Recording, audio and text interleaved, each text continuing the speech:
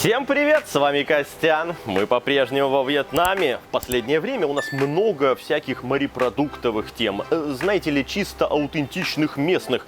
Зародыши, хот-поты, там безлимитки, вся. Это, конечно, хорошо, я этого не отрицаю. Но сегодня мы решили пройтись по европейской кухне, а именно пиццы, чизбургеры и прочие сэндвичи и так далее. Короче говоря, здесь можно отведать нормальной европейской, я надеюсь, нормальной европейской кухни, потому что это совсем рядом с Лотте-Мартом, а означает это что? Правильно, приехавший сюда турист зашел, закупился, и у него есть возможность отведать нормальной, привычной еды. Давайте ее посмотрим. Мы уже сделали заказ, и пока нам все остальное готовят, заказали быстренько себе напитки. Свежевыжатых соков у них довольно много, но я себе взял томатный. Просто проверить, будет ли это из пакета налито или свежевыжатый. И похоже, по цвету это действительно свежевыжатый. Ромка же себе взял какой-то шоколадный, что там, смузи, типа лед перемолотый, да? Да. Давай я у тебя попробую быстренько.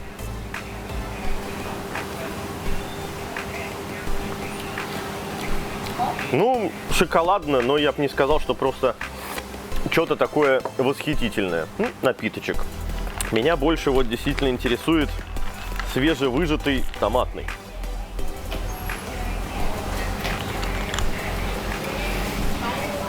Вот свежевыжатый томатный. Я не уверен, в лучшую или сторону отличается от пакетированного. Дело в том, что, да, это, конечно же, перемолотые помидоры, вопросов нет. Шкурок, кстати, я не встречаю, но это крайне разбавленный. Они еще льда сюда напихали, но это дело не в этом.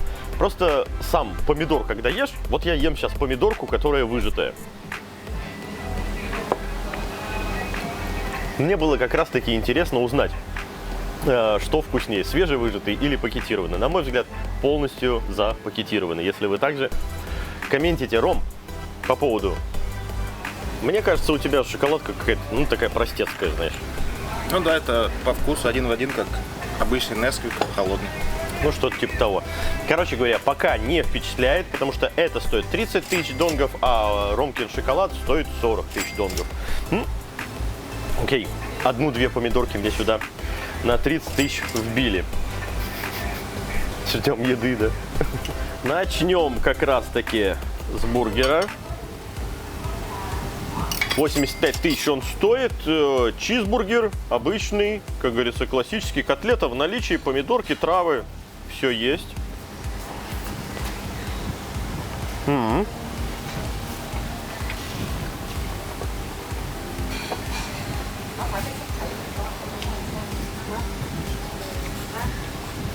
вы знаете, без претензий.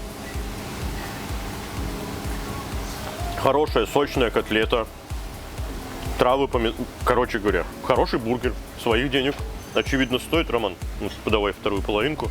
Я вообще не то, что не докопаюсь, я даже где-то похвалю. Мне котлета понравилась. Ты жуешь мясо, ты чувствуешь фарш. Он не пережарен, он не пересолен, в отличие от, например, мистера бургера. Вот здесь обзорчик появится. Потому что там очень соленый. А здесь вот ровненький, стандартный, хороший, от которого ты... И не в восторг, и вообще просто хорошо. А котлета даже в какой-то восторг. Роман. Котлета отличная, да. Сыр хороший. Цена супер за такой бургер. Только единственное, какого-нибудь соуса бы туда побольше, потому что соуса не хватает. А вот в целом все отлично. Окей, едем далее. Ну и приехала уже пицца. Хотелось ее под конец. Ну, здесь сырок тянется, все прям в порядке. Очень хорошо. Давайте сразу и заценим. Стоит она 100 тысяч, называется сырная пицца, но мы попросили еще топпинг бекона. В общем-то, он и присутствует.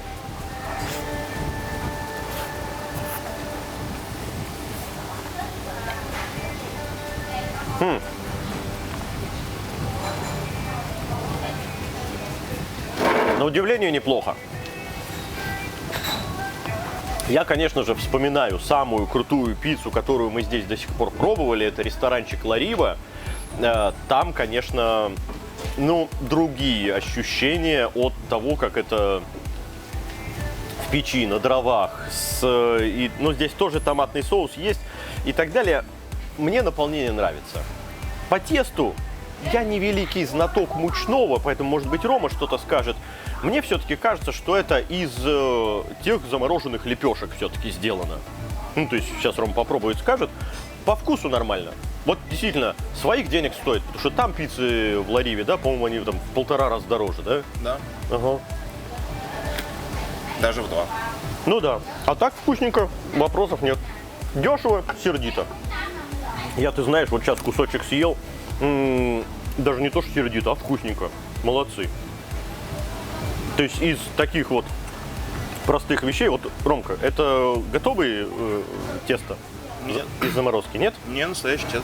Настоящее тесто? Ну вот видишь, тем более тогда. А ты тоже корки не ешь? Иногда. Напишите, кстати, в комментах, кто съедает корки, а кто оставляет. Потому что я, пицца для меня это вот до сих пор. Можно мне пиццу вот до сих пор готовить сразу, чтобы я лишнего, как говорится, знаешь, за тесто не отдавал. Вкусно? Хорошо. Молодцы. Мне нравится, что здесь на наполнение не пожадничали, сыра прилично. Бекон, обычно топпинг, когда ты просишь, тебе там один ластик, вот эту полосочку бекона покрошат, кинут. Нет, здесь прям прилично бекона. Все хорошо. Итоговая сумма, цена за пиццу вот здесь. Не уровень какой-то Мишлена. Хорошая, добротная пицца. Кайф, я рад. Ромк, ты тогда пиццу забираешь домой? Давай к сэндвичу перейдем. Да, и минутку перерывчика. Пускай устоится, а то так быстро на еду накидываться, это нехорошо. Тем более здесь горячего нет. Пиццу-то мы пробовали, потому что она горячая, нужно с пылу с жару. Клаб сэндвич минутку подождет. Пускай уляжется. Ну и теперь быстренько клаб сэндвич, который стоит 90 тысяч донгов. Картошечка фри в наличии. По наполнению здесь, очевидно, это курица, бекошка,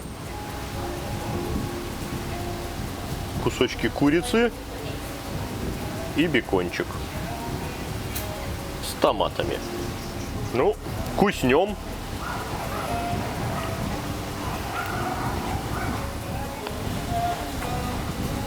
Суховато, но неплохо. Мне нравится, что когда кусаешь такую штуку, в отличие от всяких аэропортных сэндвичей, здесь ты жуешь мясо. Вот это хорошо и здорово. Это прям мне нравится. То, что суховато, так возьмите напиток, как говорится, и никаких проблем. У меня уже вот этот томатный закончился, но, надо сказать, выпил я его без всякого удовольствия. Это просто кисленькая, очень сильно разбавленная помидорная масса, которая выдавлена. И Ромка то же самое примерно сказал про свой шоколадный. Да, тебе не понравился тоже? Ну да, это просто вот дешманский Несквик. Все.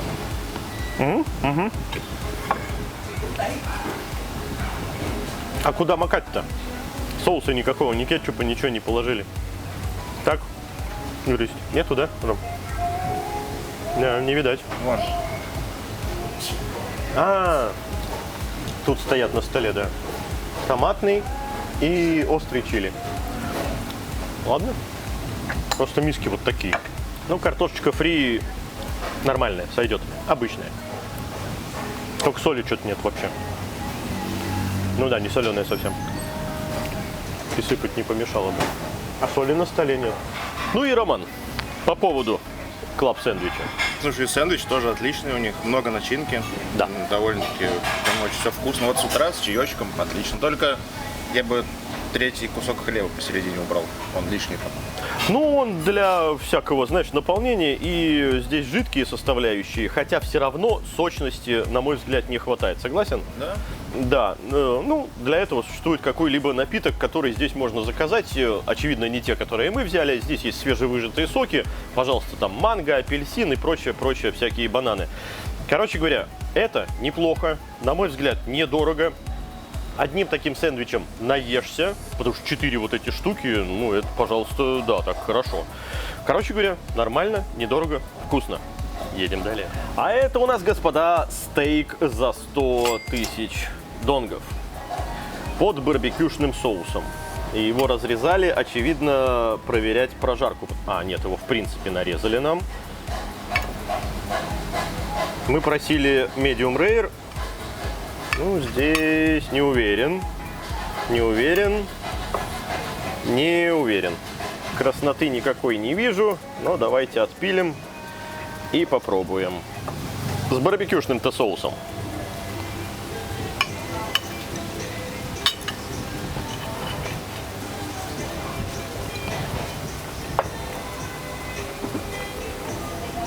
Соус вкусный, действительно барбекюшный, слегка подкопченый. Как будто бы грильное что-то такое. Говядина, на удивление, достаточно мягкая. Да вы знаете, сойдет. Я примерно такое же и ожидал, ну только чуть-чуть прожарка, чтобы была пониже уровнем. Чтобы, знаете ли, больше говядины вкуса почувствовать, вот именно той самой вкусноты говяжьего мяса.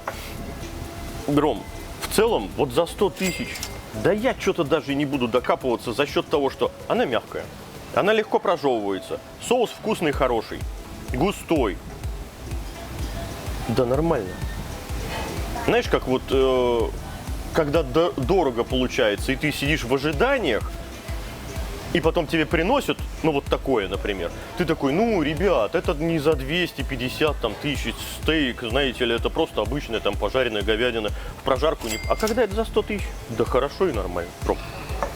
Опять же, по наполнению блюда, это не просто же кусок мяса, картошечка есть, микросалатик есть, кусок булочки опять же положили. Ну, то есть полноценное блюдо, закусил, все дела, нормально. Да, тоже, на удивление, говядина отличная, стейк хороший, только вот прожарку бы немного другую. Ну да. Соус подходит, соуса много. В целом, за 100 тысяч блюдо отлично. Да, мы оцениваем именно конкретно, как это блюдо выглядит. Это на одного достаточно, чтобы перекусить, поесть и так, да.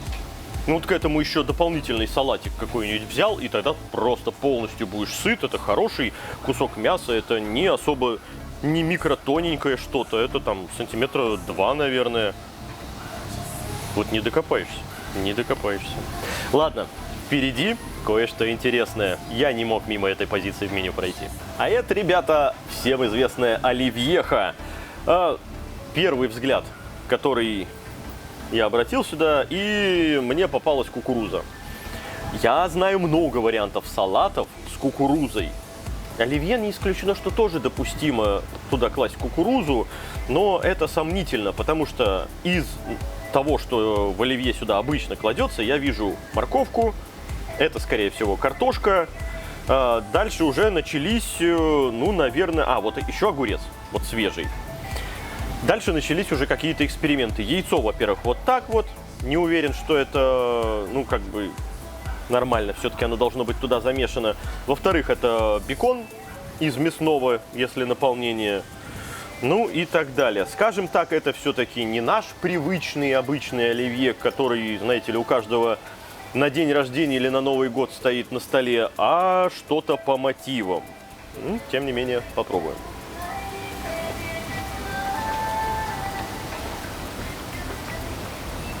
И сладким майонезом все заправлено.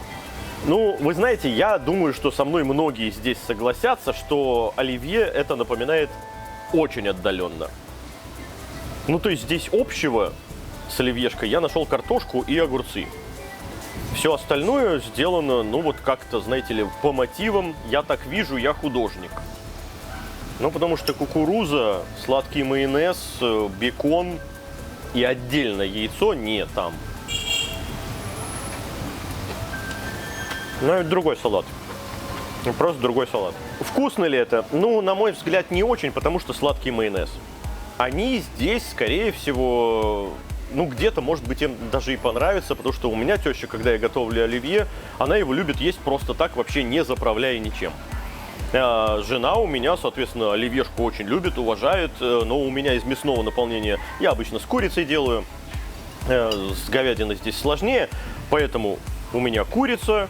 Ну, а все остальные наполнения вы прекрасно и сами знаете. Поэтому, ну, Ром, вот попробуй. Мне кажется, это для нас неожиданно с точки зрения сладости, это первое.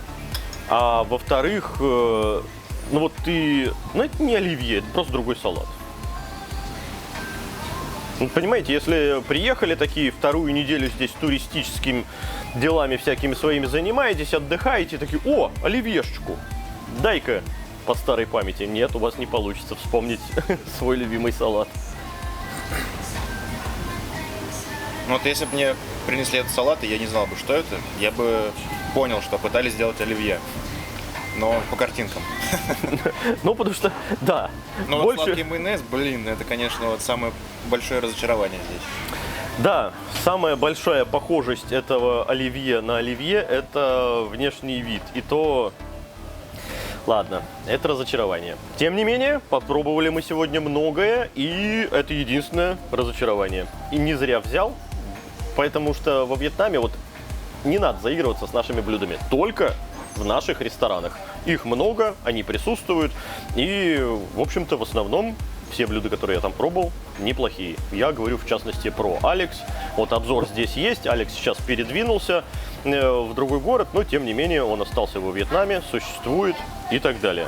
Там хорошо и вкусно готовят. И селедочка под шубой, и оливьешка, ой, там и манты, и прочее. Ой, вообще красота и вкусно. В такие места за нашими блюдами заходите.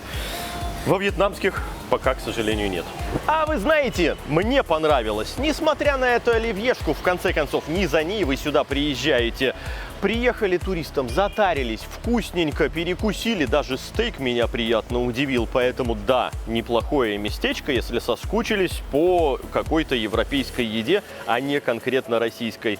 Поэтому я считаю, для туриста очень удобное здесь расположение, потому что вот он Лотте-Март, и вот она, вкусная еда. Ну а я напоминаю, ребята, что сейчас наши выпуски выходят исключительно благодаря вам. Есть несколько возможностей поддержать канал. Это разовый донат, это подписка на Boosty или Patreon. На Boosty можно подписаться за 150 рублей в месяц, а выходит у нас 8-10 роликов в месяц, поэтому один ролик примерно обходится в 15 рублей. Что это такое? Я считаю, что это крайне недорого. Если вам нравится смотреть под еду мои видосы, пожалуйста, поддержите. Ну а с вами был Константин, для подписчиков Костян. Всем пока. Держи нож. Ну или так. Аккуратнее, забляпает. У меня все слезло. Е-мое, вместо того, чтобы тянулось, все слезло сюда.